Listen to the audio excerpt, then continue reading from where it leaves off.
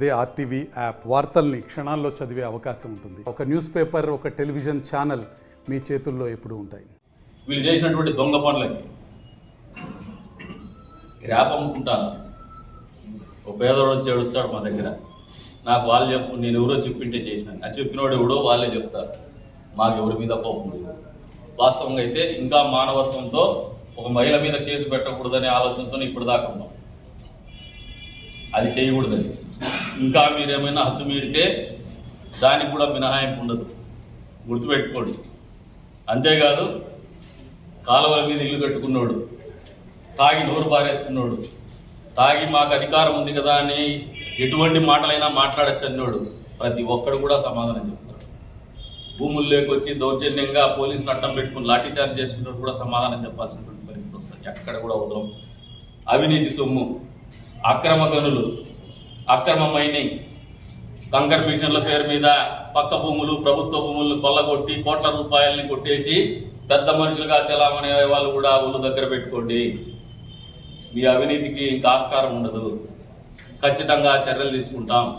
ఈ ప్రభుత్వం ప్రజాప్రభుత్వం, పేద ప్రజల ప్రభుత్వం. ఇది పేద ప్రజల కోసమే. పేద ప్రజల్లో ఏ మతం వాడున్నా, ఏ కులం ఉన్నా కూడా వాళ్ళందరి మనుగడ కోసం, వాళ్ళందరికీ మంచి కోసమే ఈ ప్రభుత్వం ఉంటుంది.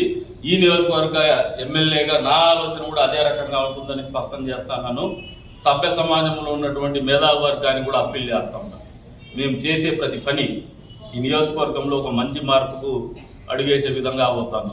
మాకు వెస్టెడ్ ఇంట్రెస్ట్ ఎక్కడా లేదు, డబ్బు ఆలోచన ఎక్కడా లేదు, అక్రమ సంపాదన ఆలోచన ఎక్కడా లేదు.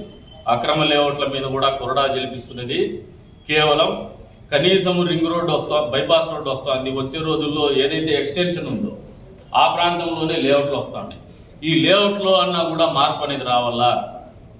భవిష్యత్తులో ఇక్కడ ఉన్నటువంటి పిల్లలు మంచి జీవన ప్రమాణాల్లో, మెరుగైనటువంటి జీవన ప్రమాణాల్లో బతకాలని ఆలోచనతో చేసుకున్నటువంటి ఒక ఆలోచనకి మీరందరూ కూడా తోడ్పాటు అందించమని చెప్పేసి కూడా కోరుతా ఉంటాను. అంతే స్థాయిలో అక్రమ కట్టడాలు ఉన్నాయి, డీవియేషన్స్ ఉన్నాయి. వీళ్ళందరూ కూడా రెగ్యులరైజ్ చేసుకోమని కూడా అప్పీల్ చేస్తారు. డబ్బు 4 రూపాయలు ప్రభుత్వానికి కట్టండి, మున్సిపాలిటీకి కట్టండి. మున్సిపాలిటీ ద్వారా ఇక్కడ ఉన్నటువంటి సాగునీరు, తాగునీరు, విద్యుత్తు, అదే రకంగా పారిశుద్ధ పనులు ఇవన్నీ సక్రమంగా జరిగే రంగా చేసుకుందాం. అంతేగాని నాయకులకు డబ్బులు ఇచ్చి, అధికారులకు డబ్బులు ఇచ్చి, దళారులకు డబ్బులు ఇచ్చి ఊరిని మోసం చేసి మిమ్మల్ని మీరు మోసం చేసుకొని మీ బిడ్డల భవిష్యత్తును కూడా మీరు మోసం చేస్తున్నారనేది వాస్తవాన్ని గ్రహించుకోమని చెప్పేసి కూడా అప్పీల్ చేస్తున్నాను. మళ్ళీ ఇంత చెప్పిన దానికి కూడా ఒకటే బాటం లైన్ ఒకటే చెప్తున్నా, ఎవడైనా కూడా కులాన్నో మతాన్నో అడ్డం పెట్టుకొని వాళ్ళకు ఉన్నటువంటి పొజిషన్ అడ్డం పెట్టుకొని అక్రమాలు చేస్తాం, బెదిరిస్తామంటే తాట తీస్తాం.